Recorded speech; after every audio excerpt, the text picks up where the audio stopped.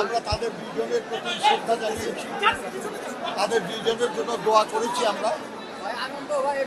এবং আমরা এই দেশের যারা শ্রমজীবী মানুষ, আপনারা যারা সংবাদকর্মী, আপনারাও শ্রমজীবী মানুষ, আমরা এই মানুষ দুজনকে খুবই শ্রদ্ধা করি। শুধু আমাদের দলের নেতা হিসেবে না,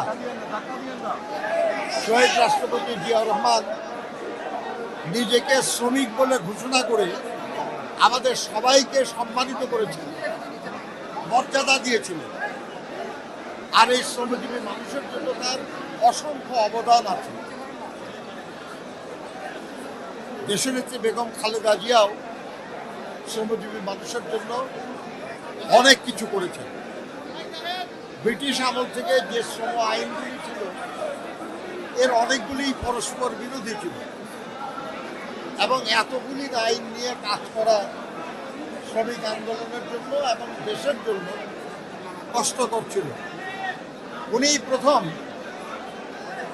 2006 সালে বাংলাদেশ লেবার কোড এটা প্রণয়ন করে, অনুমোদন করে। নতুন এবং ফিরে আসা গ্রাহকদের জন্য নগদে চলছে ক্যাশব্যাক সহ প্রতিদিন হাজারো উপহার জেতার সুযোগ। হবে আশা আর ফেরা, সারপ্রাইজ সেরা। আজকে একটা মাত্র শ্রম আইন দিয়ে আমরা শ্রমিক আন্দোলন করি এবং শ্রম বিষয়ে রাষ্ট্র পরিচালিত হয়। শ্রমজীবী মানুষের কল্যাণের জন্য অনেক কিছু তিনি করেছেন, এবং তার বিশেষ গুরুত্বপূর্ণ হলো শ্রম কল্যাণ ফাউন্ডেশন, লেবার ওয়েলফেয়ার ফাউন্ডেশন, যে ফাউন্ডেশনের তহবিলের ব্যবস্থা করে গেছেন তিনি।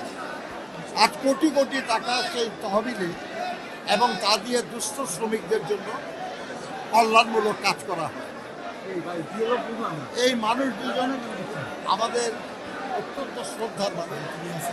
আমরা তাদের আত্মার মাগফিরাত কামনা করি, আল্লাহ তাআলার কাছে প্রার্থনা করি আল্লাহ যেন তাদেরকে বেহেশত নসিব করে,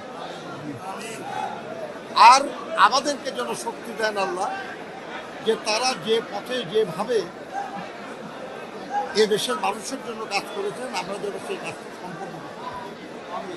বন্ধুগণ, একটা দেশের উন্নয়ন, অগ্রগতি, এটা নির্ভর করে সে দেশের শ্রমজীবী মানুষের কাজের মাধ্যমে।